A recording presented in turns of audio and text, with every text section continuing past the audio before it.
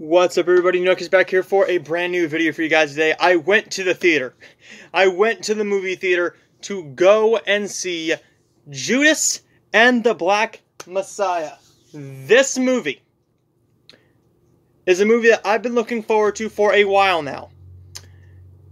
I've heard a lot of really good things about it.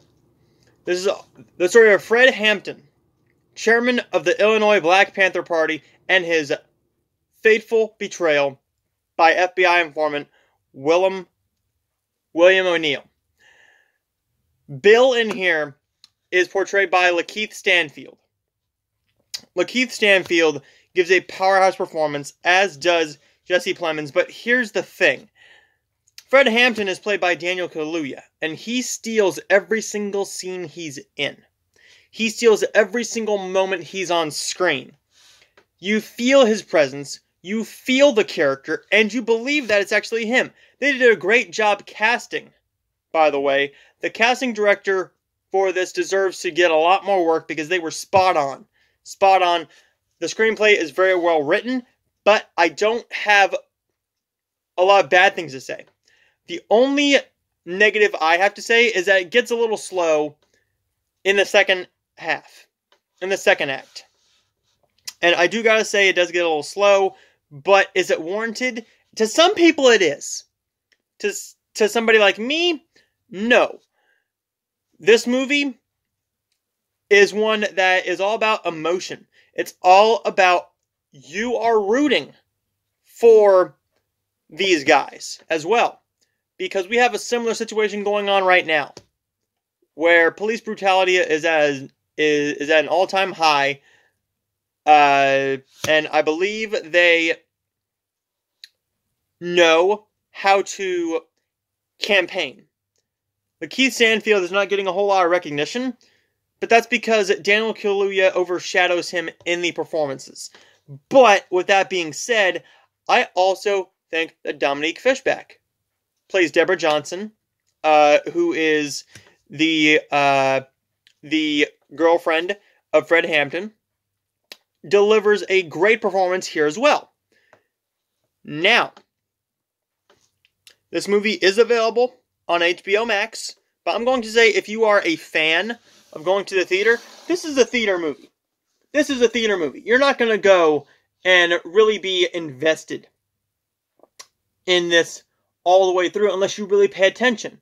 This is the movie that I think you need to go and see. One, because it is going to be a player with the awards this year.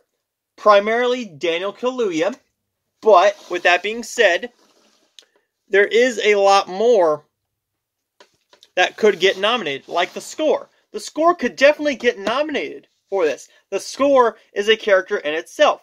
Great jazz, great trombones, great trumpets every single time. It is warranted. With this movie, I don't have a whole lot to say besides see it.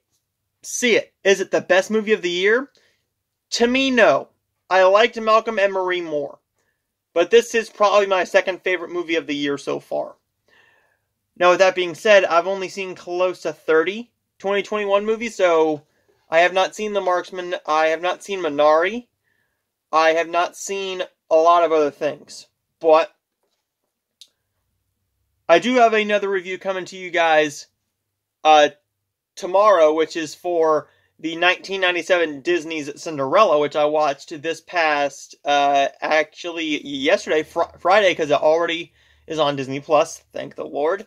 Let's get right into the grade here. Judas and the Black Messiah is getting an A-.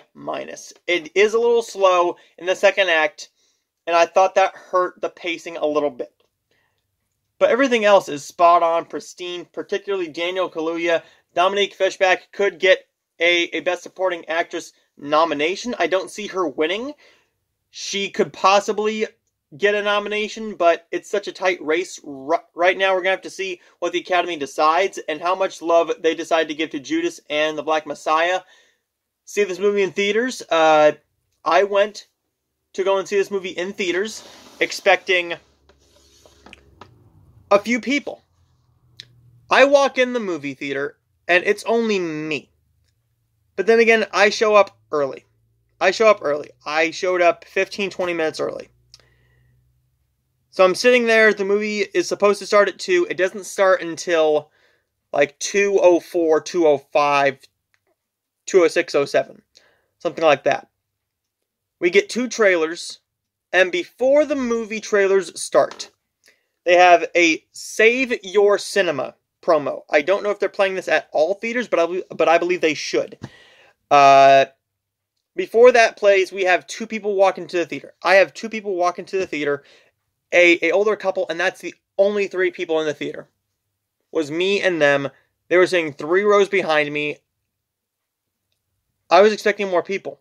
Now, that being said, normally I like seeing movies with a bigger crowd, but with COVID going on right now, 2 other people is fine with me.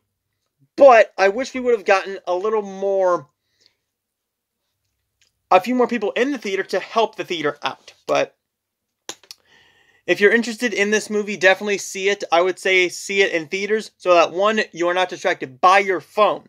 You are not just distracted by YouTube or radio, somebody calling you, something like that. See this movie in theaters, support your cinema, and I will see all of you for the Cinderella review tomorrow.